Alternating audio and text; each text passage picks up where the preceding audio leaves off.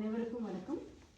சுந்தர ராமசாமி அவர்கள் நமது காலகட்டத்தின் சிறந்த படைப்பாளிகள் மற்றும் ஒரு சிறந்த ஆளுமையாக கருதப்படுபவர்.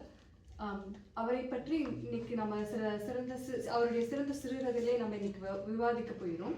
அதுக்கு முன்னாடி அவரை பற்றி ஒரு சின்ன அறிமுகம். சூரா என்று அன்புடன் அழைக்கப்படும் திரு சுந்தர ராமசாமி அவர்கள் மே மாதம் 30ஆம் தேதி 1931 நாகர்கோவில் அருகே ஒரு அக்ரஹாரத்தில் பிறந்தார்.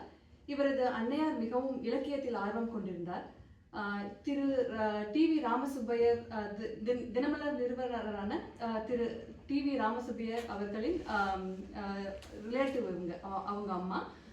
இதனால இவங்களுக்கு வந்து சின்ன வயசுலேயே சுந்தர ராமசாமி அவர்களுக்கு மிகுந்த இலக்கிய ஆர்வம் ஏற்பட்டது.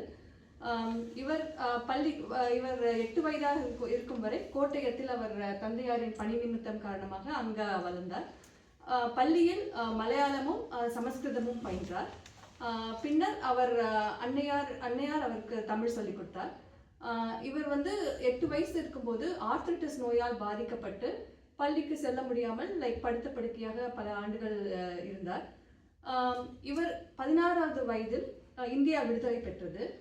அந்த சமயத்தில் இவர் பல தியாகிகளுடன் உரையாடி பல சந்தர்ப்பங்கள் ஏற்பட்டது. அவருக்கு உரையாடக்கூடிய சந்தர்ப்பங்கள் ஏற்பட்டது. அதனால் அவர் இந்த உரையாடல்களை அவர் ஒரு புளியமரத்தின் கதை என்ற நாவலில் அவர் பயன்படுத்தினார். இவர் 1950 தகழி சிவசங்கரன் பிள்ளை அவர்களின் தோட்டியின் மகன் என்ற நாவலை தமிழில் மலையாளத்திலிருந்து மொழிபெயர்த்தார்.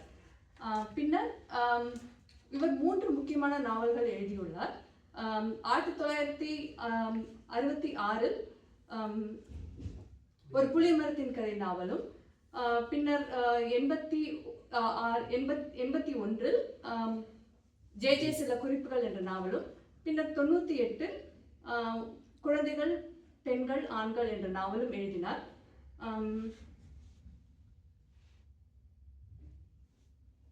இவரது சிறுகதைகள் இவரது முதல் சிறுகதை தொகுப்பு அக்கறை சீமையிலே 1959 வெளிவந்தது. இவருடைய அனைத்து சிறுகதைகளும் தொகுக்கப்பட்டு திரு சுந்தர ராமசுவாமியின் கதைகள் என்ற பெயரில் சிறுகதைகள் என்ற பெயரில் ஒரு நூலாக வெளிவந்துள்ளது.